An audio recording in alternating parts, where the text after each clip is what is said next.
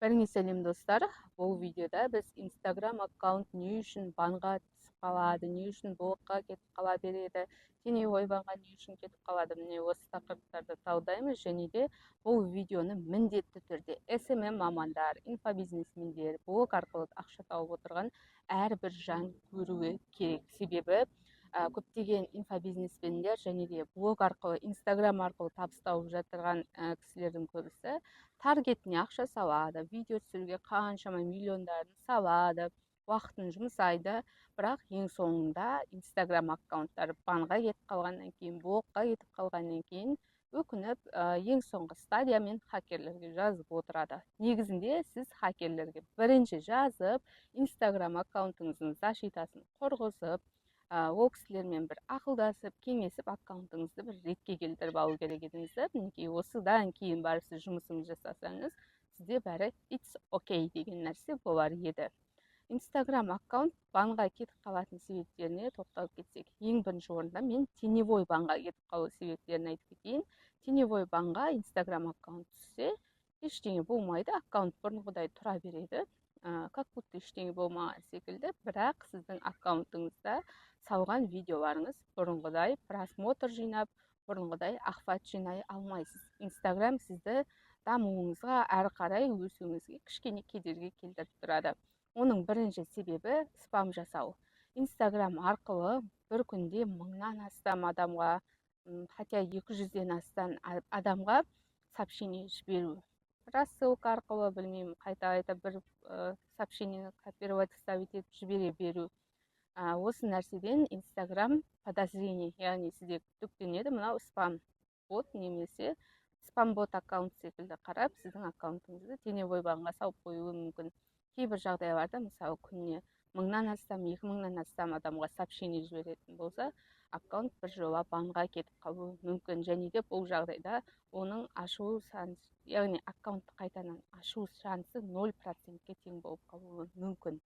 Осы жағдай болмас үшін сіз күнделікті нормадан асырмай, оның үстіне аккаунтыңызды күн сайын тұрақты түрде, егер сіз спам жіберу, яғни сообщениелерді рассылка арқылы жіберіп отырған болсаңыз, күнде 100 сообщениеден давайте, 30 күн бойы тоқтатпай жіберіп отырыңыз. Бұлай болмау керек та.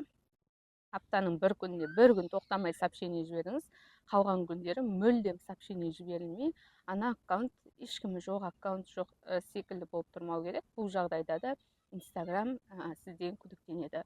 Осы жағдаймен сіздің аккаунтыңыз теневой банға кетуі мүмкін. Енді екінші себебі, сіз бір күнде 100-ден астам, 200-ден астам адамға лайк басатын болсаңыз да, сізде Instagram аккаунт тым қатты активны болып кетті деп тоже теневой банға жібереді, и сіздің салып жүрген рилстарыңыз, посттарыңыз рекомендацияға шықпай қояды. Бұл әрине обидно. Бұл нәрсе болмас үшін де осы бір менің айтып отырған себептерімді жасамауыңыз керек. Яғни Instagram теневой банға кететін нәрсені жасамаңыз. Одан кейін сізде теневой банға кетіп қалу вероятності бар нәрсе, ол тоже аккаунтыңыз бір уақытта бірден неактивны, бір уақытта бірден активны болып кету, яғни көптеген адамға подписка жасау, яғни толықтамай подписация етіп келіп, сосын ертесі күні қайтадан отписка жасап тастап отыру, яғни баяғыда блогерлердің гифі ұйымдастырған секілді нәрсе болмау керек та. Менің подпискемдегі 130 адамға, 150 адамға тіркел деген баяғыда бәріміз жасадық қой, енді может бірден өтіп қалатын шығармын деген оймен. Осының кесірінен де қазіргі таңда көптеген инста аккаунттар теневой банда тұрған жайы бар. Негізі теневой баннан Instagram аккаунт негізі өздігінен шығып кетіп отырады көп жағдайларда, кейбір жағдайларда мүлдем шықпауы мүмкін. Егер сіз жаңағы мен айтқан нәрсені қайталай беретін болсаңыз, ол аккаунт жылдап теневой баннан шықпай тұра береді. Ал егер де сіз бір қалыпты Instagram аккаунтыңызды жүргізуді тұрақтылыққа үйрететін болсаңыз, Инста аккаунтыңыз теневой баннан шамамен бір айдың көлемінде өздігінен шығып кетеді негізінде. Ал енді келесі нәрсе, бізде аккаунттың банға кетіп қалу себебі. Бірінші орындағы себеп, сіз бренд заттарды, логотиптерді Instagramға салуыңыз. Instagram бұл жағдайда сізде авторлық құқықты бұзып жатыр деп аккаунтыңызды банға жіберу вероятності бар. Мысалы үшін Nike, Dior, Adidas немесе қандай да бір киім сататын аккаунттар тоже. Брендті көрсетіп тұрып видеоға түсіріп салсаңыз да сізде аккаунт банға блокқа кетіп қалады, және де бұл жағдайда мүлдем ашылмайды. Бұл жағдайда брендтің кесірінен банға кетіп қалған аккаунттар ашылмайды. Біз оларды қанша жұмыс жасасақ та ашылмай жатады. Ал егер де сіз алдын ала защитаңызды құрып алатын болсаңыз, сіздің аккаунтыңызды банға жібермеуге болады негізінде. Яғни алдын ала бізбен кеңесіп аккаунтыңызды бір ретке келтіріп алыңыз. Айлық подписка немесе жылдық подписка, яғни бізбен договорға отырып аккаунтыңызды қорғатып отырғаныңыз өзіңіз үшін тиімді. Сол кезде сіз қаншама жасап жатқан еңбектеріңіз, салып жатқан миллиондарыңыз ауаға ұшып кетпейді. Аккаунт, ойлаңызшы, сіз 3-4 ай бойы толықтай жақсылап дамытып келдіңіз, охватын өсірдіңіз, бір уақытта аккаунтыңыз жоқ болып кетсе, өзіңіз үшін өте өкінішті болып қалуы мүмкін. Енді тағы да банға кетіп қалатын себептер, сіздің аккаунтыңыз көптеген жалып алатын болса, негізі мүмкіндігінше жалыпқа, яғни халықтың ашуына тиетін нәрселер жасамауға тырысқаныңыз жөн. Егер де қандай да бір дұрыс емес әрекет жасап, дұрыс емес видео салатын болсаңыз, сізге тоқтамай жалып келіп түсетін болса, сіздің аккаунтыңыз банға кетіп қалуы әбден мүмкін.